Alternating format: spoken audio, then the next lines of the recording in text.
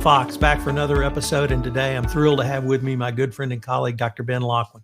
Ben is a well-known innovator in a wide variety of fields, and we're going to take up today the topic of innovation and compliance. So Ben, first of all, thank you so much for taking the time to visit with me today. Thanks, Tom. It's my pleasure to be here. We need to stop meeting like this.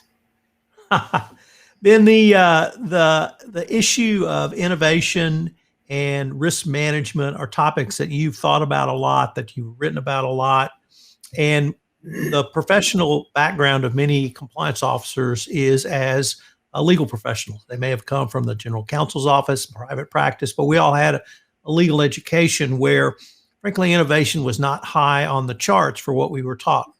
We were taught with the Socratic method, where we read cases and tried to learn how to argue cases. So could we maybe start with, how would you help a CCO type who has a legal background such as myself think about an innovation strategy for any risk management program? Yeah, that's a good question. I think really fundamentally where the two pieces connect for me is to think about innovation and compliance in terms of, it's really, as we're moving forward to the future along this moving frontier, we have innovations that come along in the way we screen data, the way we extract signals, the way we process noise. There's a lot of ways in which we'll get better at finding stuff, but the question becomes, how do we prevent those things from being maybe specious findings? So I think in order to connect kind of the innovation component with some of the scientific method, with the legal aspects of the CCO role, it becomes to me this sort of pursuit for understanding the truth and the false positives and the false negatives. Understanding when compliance becomes more and more automated and we start to hand over more duties to the algorithm to make decisions, I don't think we always want the algorithm to be making all the decisions for us. So maybe to connect it with a contemporary issue for the viewers, a useful analogy could be the COVID-19 tests. So, we're now mostly probably all familiarized with these tests and hearing about they're inaccurate or they're maybe very accurate, what types are more or less accurate, a serology test versus PCR versus rapid. But the whole point is, throughout the global pandemic of the last year, these tests have been fraught with measurement error. And I've had to weigh in on some regulatory decisions and some state procurement decisions on the utilization of these kits. And, I think in connecting these dots here to innovation and compliance, let's think about, there's a 30% error rate on the positive side with the COVID test kit, which means the test is going to correctly identify COVID-19 samples 70% of the time. So 30% of the patients taking the test would be told that they have COVID-19 when in fact they don't. And that's called a type 1 error, which is a false positive. So if we take that issue, that problem, and transpose this measurement problem onto the artificial intelligence, onto the machine learning, and onto the deep learning that will continue to be more and more about what happens within the compliance realm and how you look at bigger and bigger data sets, we're guaranteed to have computer managed algorithms that are making these sorts of errors of commission, as they're called. It's committing an error. So finding that someone is guilty when in fact they are not. That's this so-called false positive. So that's an incredibly deep philosophical issue, I think, in the court of law and the application of law and the rule of law. So detecting a signal in your patient here doesn't necessarily mean that they're truly positive for COVID, just like detecting a signal in compliance data doesn't necessarily mean guilt. If something as mechanistically easy as a COVID-19 test can be so wrong, then something that's as incredibly complicated as machine managed review and selection of compliance interdictions from giant troves of data becomes a large and scary source of type 1 and type 2 errors. So just to back it up a little again, type 1 errors are false positives. Type 2 errors are false negatives. So saying something isn't true when in fact it is. So it's almost as if the phrase "not guilty until proven otherwise" doesn't apply.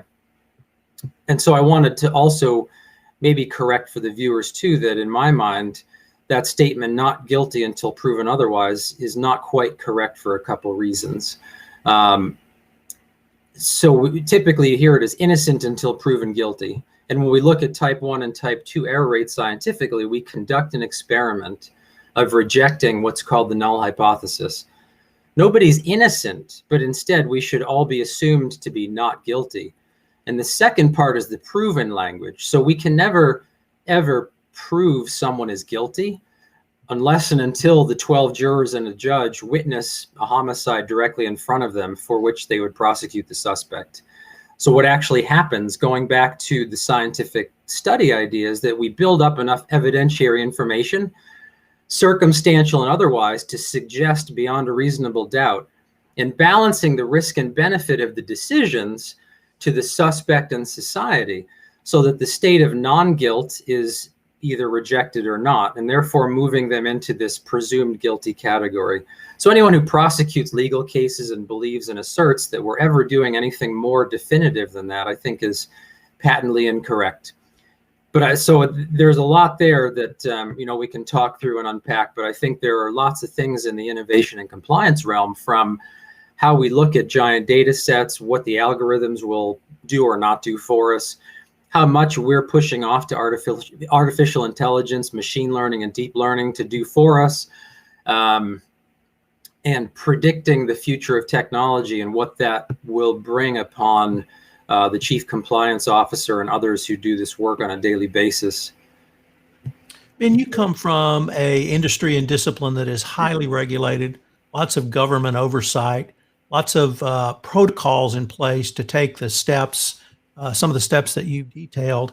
I don't want to say that's revolutionary in the compliance world, but certainly evolutionary. And in 2020, we saw the Department of Justice specifically call out compliance practitioners to have access to data within their corporations to help improve their compliance programs. But they went a step further and said, it's not data. It's not simply data. It's information. So it could be qualitative information. It can be quantitative information. And that's something that many compliance practitioners struggle with. Number one, what do the numbers show us? But number two, how do we use qualitative data to help in our analysis? How would you help a lawyer trained CCO think through that, drawing upon your experience and your discipline?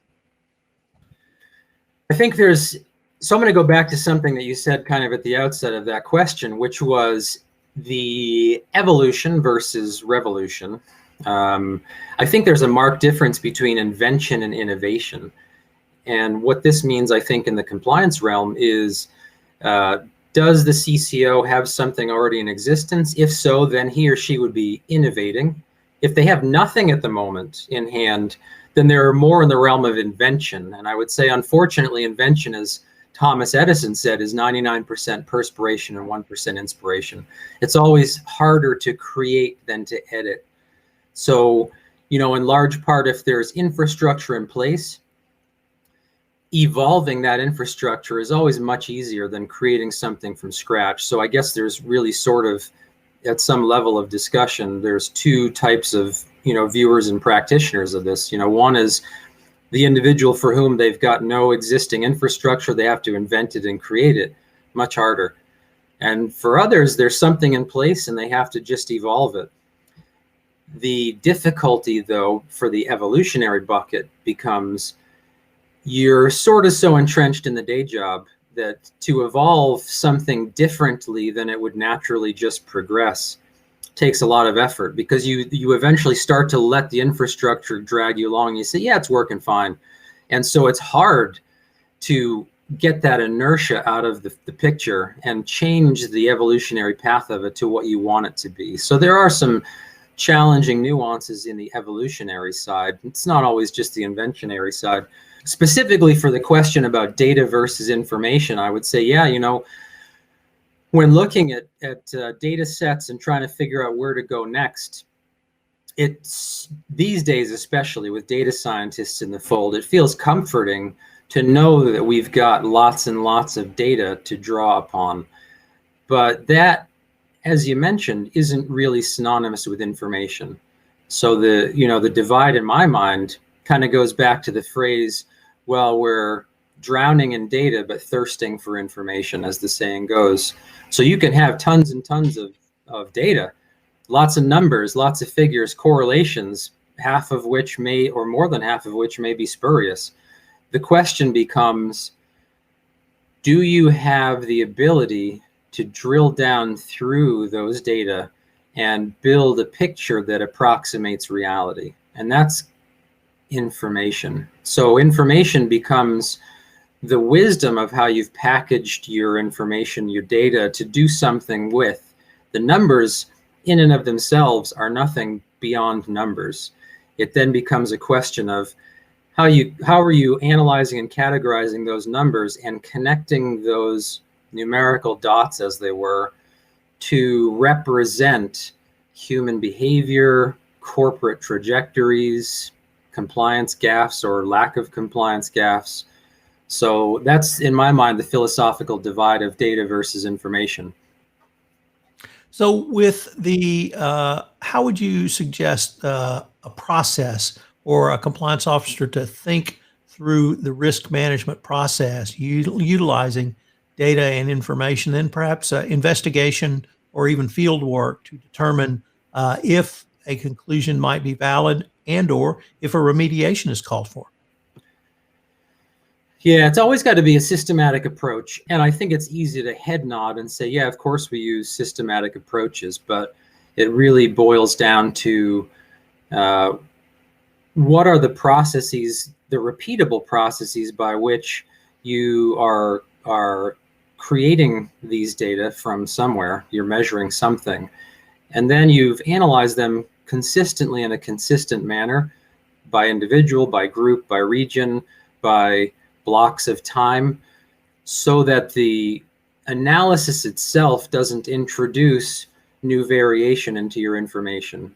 If you think you found a signal, then it becomes an issue of how big is the signal? Does it stand up to further scrutiny? So if within your data set that you've analyzed, you see something that you think may be some sort of untoward issue that's occurred or maybe occurring in almost real time, how is it that you would vet that in a repeatable manner? So not only this time, but when it happens again, so that you know that you've at least tried to answer the question, did this fall into the bucket of type 1 error or type 2 error, which is false positive or false negative, or neither?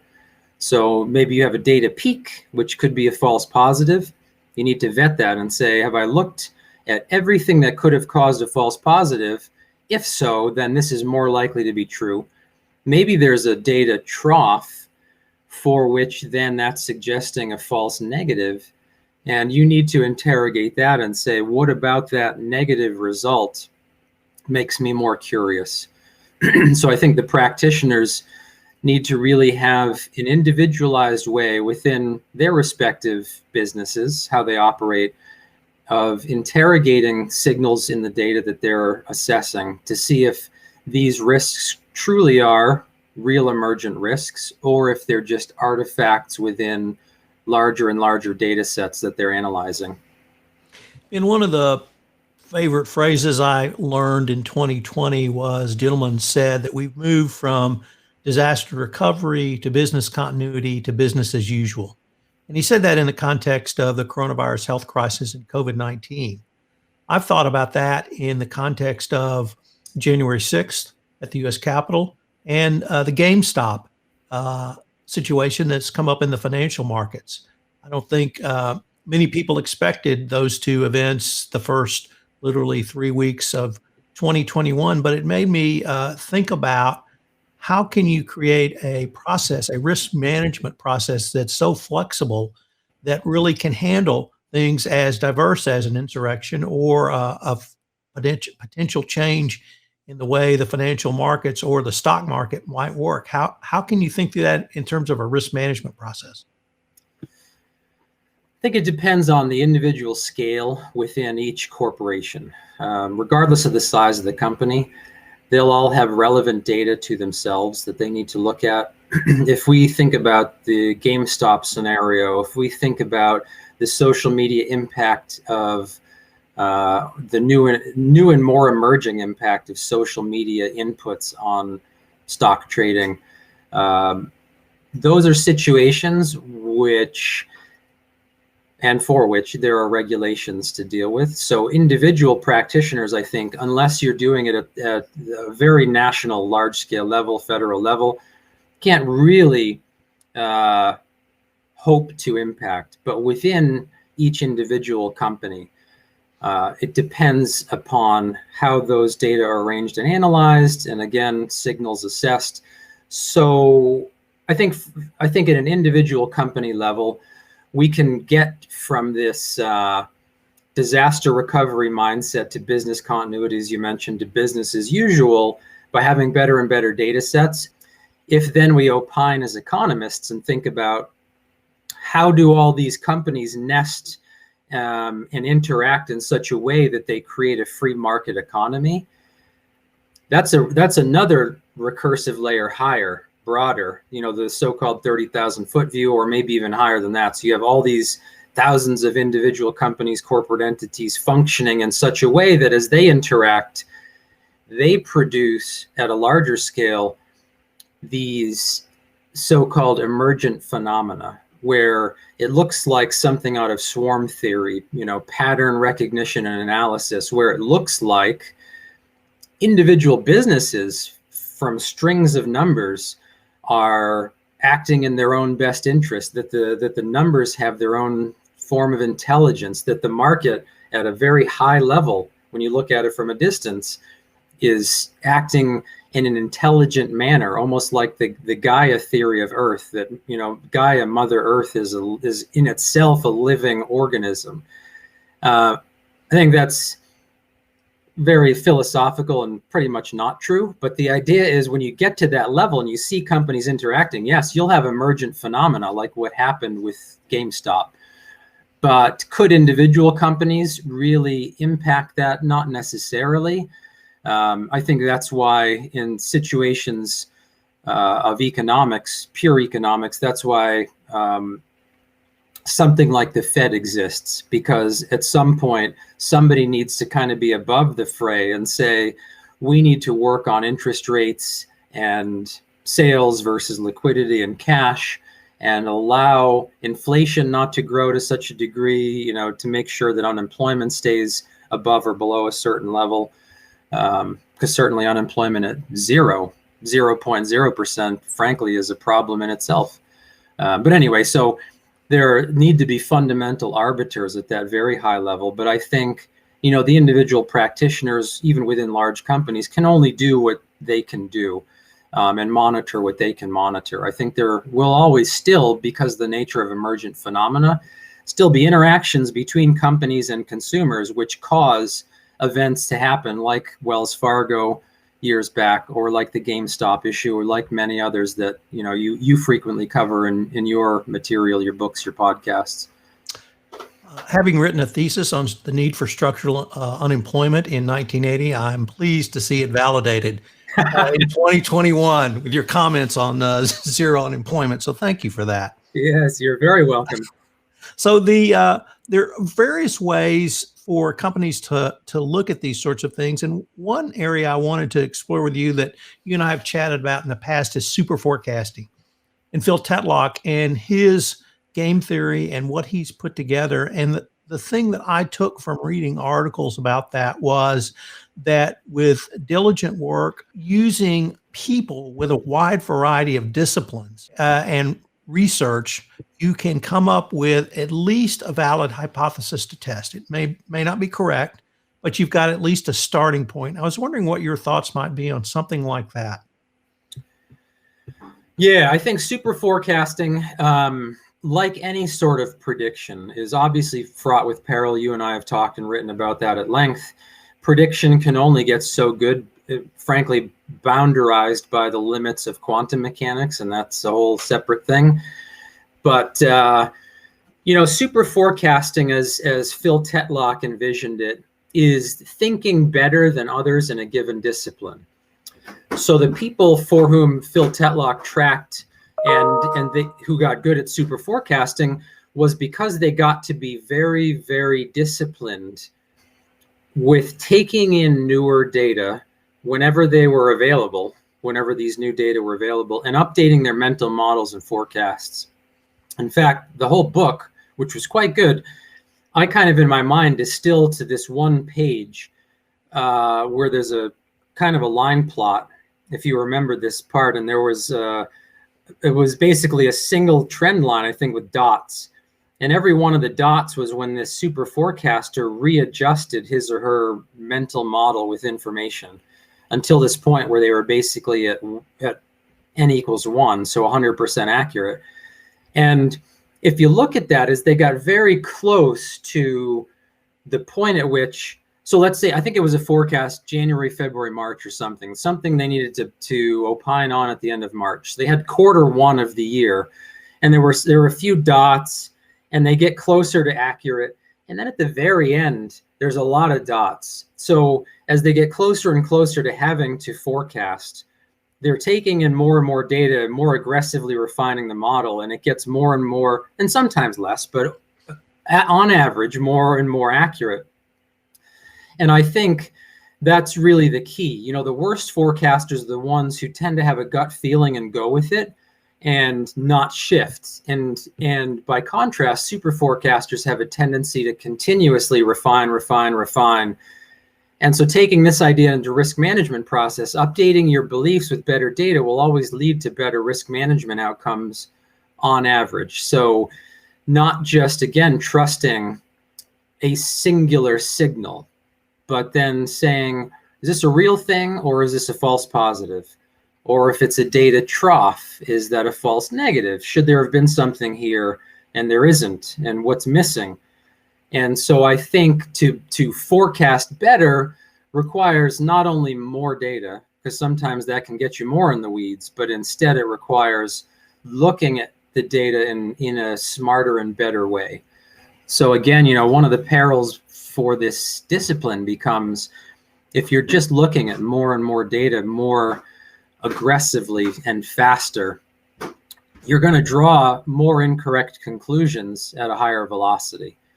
You instead have to change the way you're looking at this information so that your company can be well positioned to be at the front, again, this moving frontier, right? The front edge boundary of what's accurate and correct, and picking up on signals before they have the opportunity to negatively impact the corporation. Let me see if I can translate that into some Department of Justice compliance speak.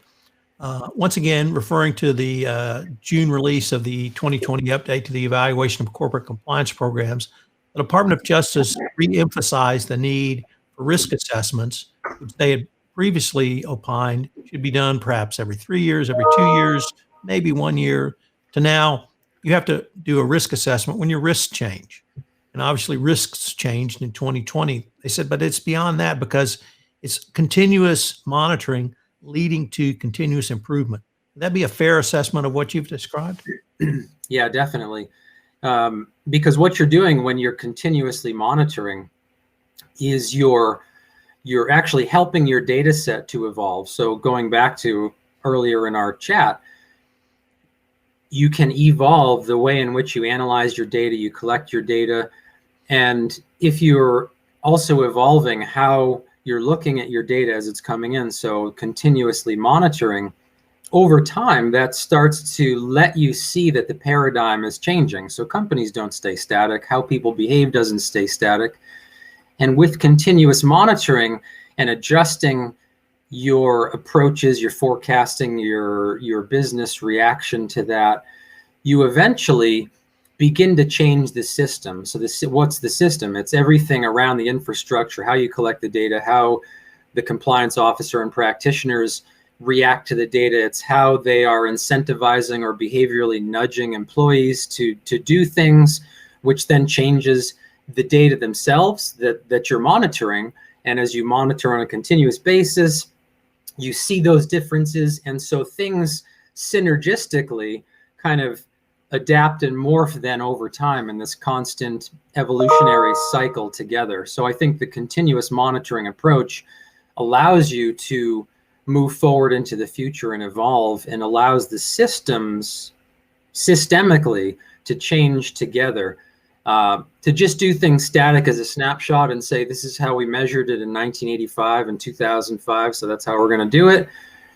That has no place in, reality. The business goals change. The business, fundamentally, the objectives, the customer base, compliance and DOJ regulations and guidance, those all change. So by continuously monitoring and applying best thought over time, it creates a situation where the monitoring itself has this synergistic feedback loop in a beneficent way to improve the company. And unfortunately, we're near the end of our time for this episode, but I wanted to thank you so much for taking the time to visit with me on this topic. Yeah, thanks a lot, Tom. Chat soon.